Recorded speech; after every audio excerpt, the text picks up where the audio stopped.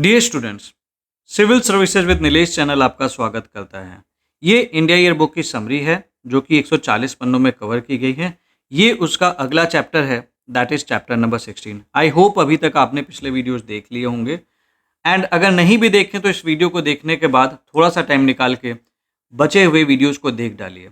एक चीज़ मैं आपको बता दूं, लास्ट ईयर 32 नंबर के सवाल स्टेट इंडिया ईयर बुक से आए थे, एंड ये आप यूट्यूब पे भी देख सकते हैं एंड आप मैच करके भी देख सकते हैं। आपको पता चलेगा कि इंडिया ईयर बुक वॉज कितना फ़ायदेमंद था।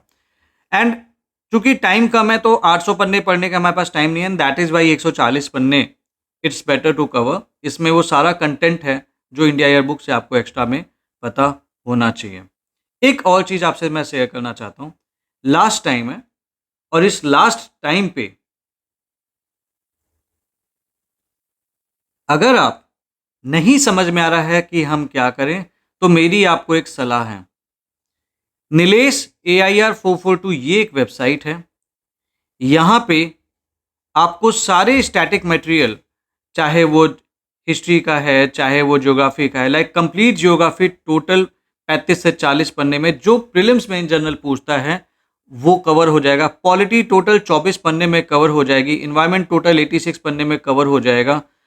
आपकी हिस्ट्री एंशिएंट आपकी लगभग 32 पन्ने में कवर हो जाएगी। मेडिवल आपकी लगभग 25 पन्ने में कवर हो जाएगी। ये हैंड रिटन नोट्स की मैं बात कर रहा हूँ। तो इस तरह से सारे सब्जेक्ट्स की एक्सट्रीमली शॉर्ट समरी दी गई है जिससे प्रीलिम से क्वेश्चंस आते हैं। आपने ऑलरेडी पढ़ रखा है, all you need is a revision. So आपको अगर नहीं समझ में आ रहा है मैं कैसे रिवाइज करूं, या फिर इतना सारा कंटेंट है मुझे समझ में नहीं आ रहा मैं कहाँ से रिवाइज करूं, आप इन शॉर्ट नोट्स को जरूर ले लें फ्रॉम द वेबसाइट www.nilesh442। लेकिन इस शॉर्ट नोट्स के अलावा चूंकि करंट भी है वो भी कवर करना है और हमें एक्स्ट्रा रिवीजन भी करना है, टेस्ट सीरीज भी हमें करनी चाहिए, तो आप PT 365 के शॉर्ट नोट्स आपको वहाँ पे मिल जाएंगे। विजन IS जिसके 35 टेस्ट हो चुके हैं, मतलब 35 टेस्ट का रहता है, तो हमने टेस्ट नंबर 1 to 30 हमने इसके शॉर्ट नोट्स दे रखे हैं। तो आप अगर 1 to 30 कवर कर लेंगे ना, बिलीव मी आप काफ़ी एज पे होंगे। उसके अलावा फोरम जो फेमस है अपने SFG के लिए, हमने इनका टेस्ट, एंड वाजीराम का करंट अफेयर्स, इन सभी के टेस्ट हमने डाल रखे हैं हमारी website www.nilesh442, and these are the short notes made from this. Original content creator is Vision only, forum only, Vajiram only. We have actually created the short notes out of it, जो आपके prelims में आपको बहुत ज़्यादा help करेगा। So do visit this website, get them. और इतना भी अगर आप करके एग्जाम में चले जाते हैं, आपकी तैयारी दूसरों से बहुत बेहतर होगी। चलिए आगे बढ़ते हैं। आज का जो चैप्टर है वो है एग्रीकल्चर। ठीक है, तो सबसे पहले एग्रीकल्चर के बारे में थोड़ा सा जान लेते हैं। 54% of the population engaged in agriculture and allied activities. तो आपका जो इंडिया का 54.6% ऑफ द पॉपुलेशन जो है प्राइमरीली वो एग्रीकल्चर के ऊपर इंगेज्ड है। ठीक है, जो वर्कफोर्स इंगेजमेंट है। देन एग्रीकल्चर का कंट्रीब्यूशन लेकिन देखें, that is just nearly 18%। Geographical area wise 328.7 million hectares. Agriculture land लगभग हमारा 54.8% ऑफ द जियोग्राफिकल एरिया हमारा सींचा जाता है। We do the agriculture on it. Then हम बात करते हैं net crop area and the gross cropped area, and इसके अलावा एक और टर्म है क्रॉपिंग इंटेंसिटी। ये तीनों इंटर रिलेटेड टर्म है। नेट सोन एरिया क्या होता है? ये वो एरिया होता है, लेट्स से कि हमारे पास 1 स्क्वायर किलोमीटर है। ठीक है, ये एरिया इस पर एग्रीकल्चर कर रहे हैं, देन ये नेट सोन एरिया हो जाएगा। ग्रॉस क्रॉप्ड एरिया की बात कर लें, अगर सपोज आप इसमें 3 बार क्रॉप्स उगाते हैं तो एक्चुअली आपने, है तो आपका नेट जो क्रॉप्ड एरिया है वो तो 1 स्क्वायर किलोमीटर ही है, लेकिन अगर आप इसमें 3 बार अगर क्रॉप्स उगाते हैं then the gross cropped area becomes 3 square kilometre, क्योंकि आप ये एरिया 2-3 बार यूज कर ले रहे हैं। एंड यही चीज सिग्निफाई करता है आपकी क्रॉपिंग इंटेंसिटी, जो कि बेसिकली, क्योंकि ऑब्वियस सी बात है कि जब आप 3 गुना कर रहे हैं तो डिफरेंस होगा। तो अगर आप देखेंगे तो net sown area is 141.1 million hectare and this gross cropped area is 218.158। तो इसको अगर आप इसे डिवाइड करेंगे तो इट बिकम्स नियरली 155.4%। ये बेसिकली जो इनके बीच का डिफरेंस है ये बताता है कि कितना efficiently net sown area use किया जा रहा है for the agricultural production. Then growth in total cropped area 66% है, नेट एरिया इंटीग्रेटेड एरिया। ठीक है, देखो ये data basically they will not be asking in general, but overall एक अप्रॉक्सीमेट कुछ आइडिया आपको जरूर होना चाहिए। उससे कभी कभार अगर वो डेटाबेस सवाल बना लिया उन्होंने तो आप उसको कर पाएंगे। तो इसमें एटलीस्ट क्रॉपिंग इंटेंसिटी आपको पता होना चाहिए, कितनी ग्रोथ रेट चल रही है हमारे। इरिगेशन के जो सोर्स हैं, ट्यूबवेल सबसे ज़्यादा इरिगेशन में हेल्प करता है, देन दैट इज कैनाल। ये आपको एटलीस्ट इतना याद होना चाहिए, देन दैट इज टैंक्स। ठीक है, and then other wells is 13.2% अगर अदर वेल्स आ गया।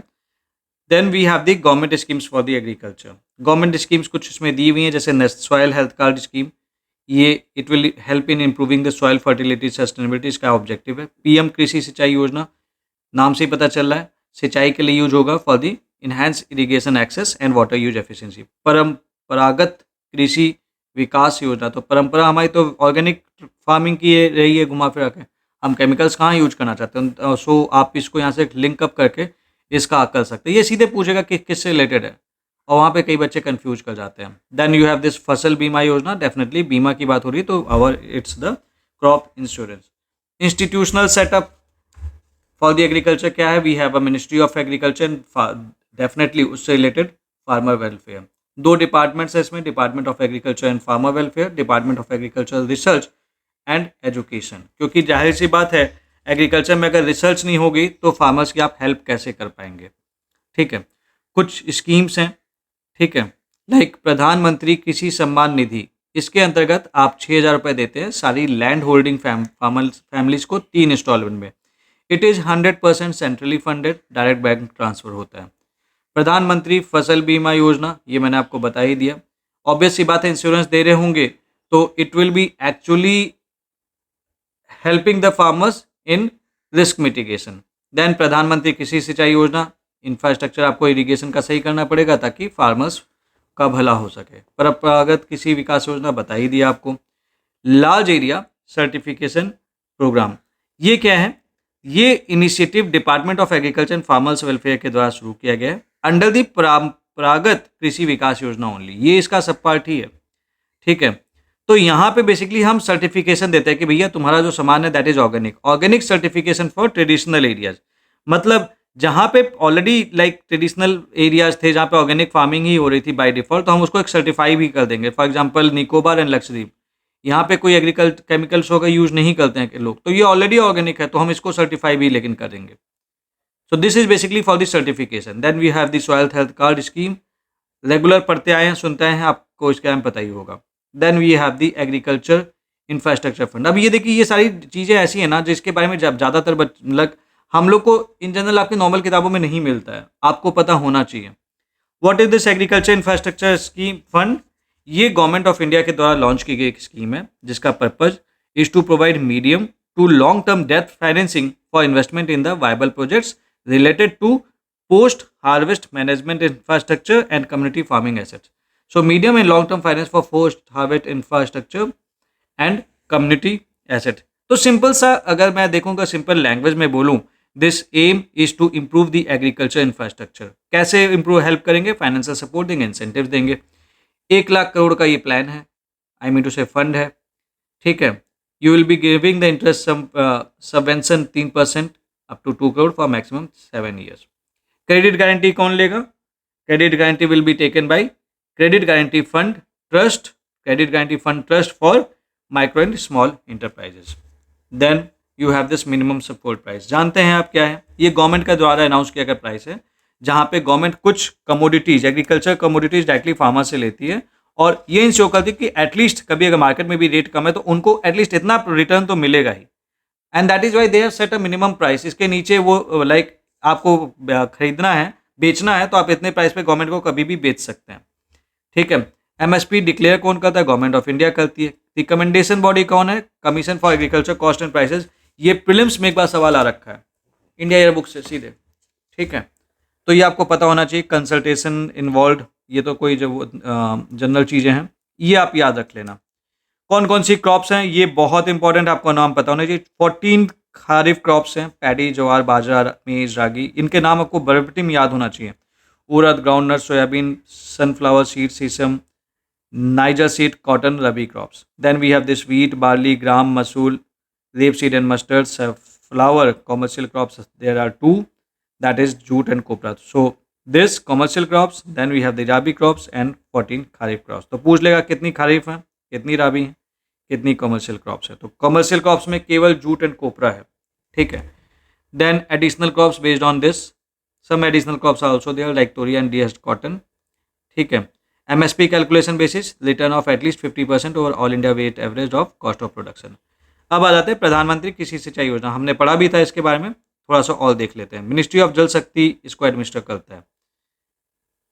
इसका एक कंपोनेंट है विच इज पर ड्रॉप मोर क्रॉप कंपोनेंट. ये कौन हैंडल करता है? Department of agriculture and farmers welfare. तो जिसका जो एक्सपर्टीज है वो उस चीज को देख रहा है. Major objective convergence of irrigation investment at the field level. और घुमा फिरा के ये सारी चीजें उसी से रिलेटेड है. जो भी चीज इरिगेशन को ले सुधार करोगे इन जनरली वो इसमें होगा. ये आप एक बार पॉज करके ये वीडियो मतलब आई मीन टू से ये बार रीड कर लीजिए. देन दी पर ड्रॉप मोर क्रॉप. ऑब्वियसली बात है, यहाँ पे भी आपने देखा it is the part of what Pradhan Mantri Krishi सिंचाई योजना 2015-16 में लॉन्च हुआ. Since 2022-23 it is implemented under this objective. Simple सी बात है, पर ड्रॉप मोर क्रॉप. तो वो कैसे होगा? Through the micro irrigation, drip and sprinkler system. Financial assistance 55% to the small and marginal farmers, 45% to the other farmers. तो ये याद रखना, एक कोई यूनिफॉर्म रेट नहीं है, they have set some rates. ठीक है. Benefit as per the NITI Aayog evaluation, income has increased by this percent, water by this, direct and indirect employment generation. ये आपके मेंस के काम का है, प्रीलिम्स के उतने काम का नहीं है. देन यू हैव दिस किसान क्रेडिट कार्ड. ये 1998 में ओरिजिनली ये स्कीम लॉन्च हुई थी और बेसिकली हमारा जो इसका पर्पस था that was to provide farmers with the timely credit of the purchase of inputs and cash for the production needs. ठीक है. किसने लॉन्च किया था? This was launched by NABARD. ये इसमें नहीं लिखा है बट आपको पता होना चाहिए. एंड नाबार्ड इज एक्चुअली मतलब it was launch by NABARD but it is being implemented by what commercial banks, regional rural bank and the cooperative banks. मतलब नाबार्ड बेसिकली उनको चीज़ें प्रोवाइड करता है and they ultimately provide this credit card to them to the farmer. Then you have this investment credit for allied and non allied farms activities. 2004 में इसका जो coverage था वो बढ़ा दिया गया. देन कुछ चीज़ें इसमें इम्प्रूव की गई. They had introduce simplified version and electronics किसान क्रेडिट कार्ड. क्योंकि पहले तो नहीं था इलेक्ट्रॉनिक बट अब आ गया तो फिर उन्होंने इम्प्रूवमेंट किया. ठीक है. बैंक, ये इंपॉर्टेंट है, bank have the description to customize based on the institutional and location specific needs. Bank इसमें कुछ चीज़ें अपने अकॉर्डिंग चेंज कर सकता है. Loan limit is 2 lakh only for interest subvention. Then you have this modified interest subvention scheme. ठीक है. Interest rate for crop loans 7%. क्योंकि आपको पता है इन जनरल इंटरेस्ट रेट का जो लोन्स होते हैं उनका बहुत ज़्यादा होता है. अगर आपने टाइमली पेमेंट किया, ठीक है, तो 3% का इंटरेस्ट सबवेंशन मिलेगा. तो इफेक्टिव इंटरेस्ट रेट आपके लिए 4% भी होगा. तो ये इंपॉर्टेंट हो जाता है. ठीक है. Applicable by this. Then you have this Pradhanmantri Fasal Bima Yojana. The objective is to provide financial support to farmers in case of crop loss due to unforeseen natural calamities. तो बेसिकली जाहिर सी बात है, बीमा है तो यही सारे काम कर रहा होगा. ये इन जनरल बात है. सेंट्रल स्पॉन्सर्ड स्कीम है and this is the largest insurance scheme globally, third largest in terms of insurance premium. सबसे ज़्यादा प्रीमियम यहाँ मतलब third largest in terms of insurance premium ये है. ठीक है. ये देख लीजिए इसकी परफॉर्मेंस कितनी शानदार है. 100 रुपये के प्रीमियम पे कम से कम 500 रुपये मिलते हैं एज ए क्लेम. तो मतलब बहुत अच्छा कवरेज कर रहे हैं. ठीक है. यूज ऑफ दिस, ये तो इन जनरल बात है. Then you have this new digital supportive platform. New digital supportive platform this Sarthi. What is Sarthi? This is the sandbox for agriculture, rural security, technology and insurance.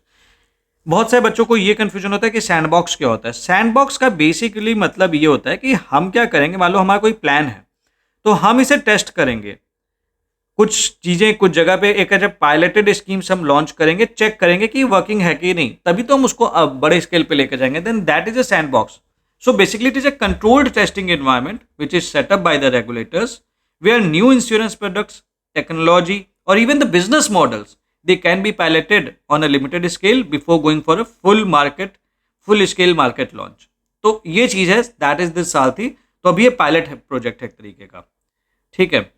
और इसका बेसिक पर्पज ये है कि provide insurance cover beyond crop cover addressing environmental social and governance. So basically standard crop insurance में तो भाई crop का insurance होगा, लेकिन अभी इन्वायरमेंटल चीज़ें भी हम कवर कर रहे हैं, जैसे सॉइल डिग्रेड हो रही है, ग्राउंड वाटर डिक्लाइन हो रहा है, सोशल हो गया, लाइक फार्म वर्कर्स, अगर फार्म वर्कर्स का कोई काम करते वक्त एक्सीडेंट हो गया। गवर्नेंस की बात कर लें तो सप्लाई चेन फ्रॉड जो होता है, डिजिटल आइडेंटिटी थ्रेट्स वगैरह चीज वाली चीज़ होती है, तो ये इस पे भी काम कर रहा है, मतलब this is going for the holistic development.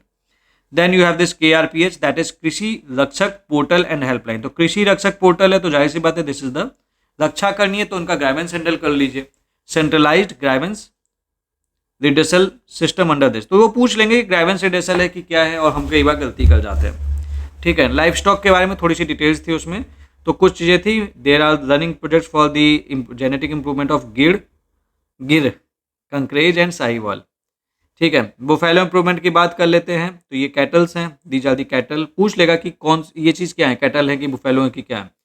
तो ये कुछ इनकी ब्रीड्स हैं, नीली रवि, भदावरी, जाफराबादी, पंडारपुरी, सुरती, ठीक है। तो इसके नाम याद कर लीजिए कि ये क्या है, ठीक है। देन इसमें ज़्यादा कुछ नहीं है। Then you have this millets के बारे में। Millets is very important because this has become Shri Anna, ठीक है। मिलेट को ही हम श्री अन्ना बोलें तो प्रॉपर रिस्पेक्ट है, ठीक है। So international year of millets was declared by the UN general assembly on 5 March 2021, celebrated in 2023। अब एक चीज़ समझ लेना कि क्यों है ऐसा, क्योंकि देखिए हमारे यहाँ वैसे भी like although we are self sufficient in food, but somehow जो गरीब जनता है वो महंगे खाने नहीं ले पाती। मिलेट्स एक ऐसी चीज़ है जो सस्ता है, न्यूट्रिएंट डेंस है, और कहीं ना कहीं अगर देखा जाए तो न्यूट्रिशनल सिक्योरिटी के लिए बहुत बड़ा रोल प्ले करता है। एंड दैट इज वाई हम कोशिश ये कर रहे हैं कि मिलेट्स को हम प्रमोट करें, क्योंकि स्टडी कंडीशंस में भी लाइक आपका जहाँ पे सूखा पड़ा वहाँ पे भी आप इसे प्रॉपर वे में उगाए जा सकते हैं। तो वो इतना लाइक यू कैन से कि इतना मतलब वो छुई मुई जैसा पौधा नहीं है, ठीक है। हिस्टोरिकल इंपॉर्टेंस ये सब तो जनरल चीज़ें हैं, वेडेंस फ्रॉम द इंडस सिविलाइजेशन। तो श्री अन्ना कौन सा क्रॉप है ये आपको पता होना चाहिए। Global ranking, first rank globally in the area coverage and production of millets. Live stock data की बात कर लेते हैं। देन वी हैव दी, ये थोड़ा सा उसके बारे में डिटेल है, 20th लाइव स्टॉक सेंसस के बारे में। Milk production wise India is the largest producer, egg production में India is the second largest producer, meat production we are the 5th largest meat producer. Then you have this disease in livestock में कौन कौन से diseases हैं, तो lumpy skin disease के बारे में बात थी उसमें, and that virus related is Capri pox virus. तो ये आपका नाम पता होना चाहिए, बस ये नाम याद कर लेना। Then you have the scheme for disease control, National Animal Disease Control Program. This was launched in 2019 and extended this till this. Food and mouth disease, इसको हमें eradicate करना है 2030 तक, and brucellosis you have to control it via the herd immunity. Funding 100% central assistance के द्वारा funding दी जाती है। Then food and mouth disease के बारे में, ये वायरल डिजीज है, ये कैटल हो चाहे बुफेलो चाहे सिप हो चाहे गोट हो चाहे पिग हो, सबको अफेक्ट करता है। So there is the biannual mass vaccination किया जाता है। Brucellosis, this is the reproductive disease, ठीक है। फीमेल बोवाइन काफ्स को वैक्सीनेट किया जाता है once in a lifetime. Then you have this peste des ruminants eradication programme, इस ये एक तरीके का सिप एंड गोट का प्लेग है, तो ये पूछ लेगा ये किसका प्लेग है, आपको पता होना चाहिए, ठीक है। Then you have this classical swine fever control programme, इसको हॉक कॉलरा भी कहते हैं। तो ये फुल फॉर्म है इसके बेसिकली, और इनके कुछ डिटेल्स हैं हल्की सी, तो ये आप इसे रीड कर लेना। दैट इज सिंपल, इसमें ज़्यादा कुछ था नहीं बताने वाला। The next video is on the food distribution and consumer affairs. इसमें कुछ चीज़ें हैं जो मुझे आपके साथ डिस्कस करनी है, so I will be going in a bit detail about this. So that's all for this video. Just make sure that you keep covering the India year book. अब देखिए, जो आप में से जो बच्चा ना लगातार स्टार्टिंग से कर रहा है, 15-20 मिनट आधे घंटे करते करते उसके 16 चैप्टर्स हो चुके हैं। एंड मैं आपको बता दूं, 16 चैप्टर्स इट मीन्स समथिंग कि आपने काफ़ी कुछ अचीव किया है। जब दूसरे बच्चे वेट कर रहे होंगे कि हम कवर करेंगे, आप आधा कवर कर चुके। सो कॉन्ग्रेचुलेशंस टू यू कि you have done something. And just make sure कि अगर आपकी तैयारी बहुत अच्छी नहीं है, तो जैसे नीलेश या 442 में मैंने बताया था, आप इन चीज़ों को जरूर पढ़ लें। आपका प्रीलिम्स की तैयारी अभी भी बहुत अच्छी हो सकती है अगर आप इसको पढ़ लेते हैं, ठीक है। सो that's all for today. And चलते चलते एक चीज़ आपसे और मैं बात करना चाहता हूँ। Yesterday only I actually had watched, एक टीचर है, I don't take the name, but उनका एक लेक्चर एक बच्चे ने फॉरवर्ड किया इंडिया ईयरबुक पे, एंड उन्होंने बोला सर इन्होंने ये लेक्चर दे रखा है, उनके नोट्स भी फॉरवर्ड किए मुझे, एंड पूछा उन्होंने कि सर ये मैं देखूं कि ना देखूं। The discussion was very substandard. He is a famous teacher although I won't take the name, but मैं आपसे जो देखो बताना चाहता हूँ वो ये बताना चाहता हूँ। अब जैसे लेट्स से कि एग्रीकल्चर का चैप्टर, अगर मैं आपको उसके नोट्स बना के, क्योंकि उनका भी एग्रीकल्चर वाला ही नोट्स मेरे पास आया था, उन्होंने उसकी स्लाइड्स बनाई थी लगभग 135 से 40 पन्ने की, उसमें कई सारी ऐसी इन्फॉर्मेशन थी जो इंडिया ईयर बुक में नहीं थी। मतलब उन्होंने अपना भी वो चीज़ किया था, नो डाउट मेहनत की थी, बट क्या लास्ट टाइम पे बच्चा वो उतना कुछ कर पाएगा? 140 पन्ना एक चैप्टर का, तो आप मल्टीप्लाई कर लीजिए, अगर 150 से मल्टीप्लाई कर देंगे 30 चैप्टर को, तो क्या पढ़ेंगे क्या छोड़ेंगे? ऑलरेडी आपके ऊपर आई नो कि यार बर्डन बहुत ज़्यादा है। सो इसलिए इधर उधर मत पढ़िए। मैंने उनको समझाया, he is my student only, but the thing is that कई बार क्या होता है ना कि हम बातों में आ जाते हैं और हम कुछ भी पढ़ने उठा के पढ़ने लग जाते हैं, तो वो मत करिए। आपका एग्जाम है, आप देखिए कि आपको इस टाइम पे कम मेहनत से आउटपुट ज़्यादा कहाँ पे मिल सकता है, एंड डू दैट देन। जो भी आपका दिल कहता है वो कर लो, और वो कर लिया तो सिलेक्शन हो जाएगा। So don't be moved by the emotions, moved by the rationality. So that's all for today. Thank you very much.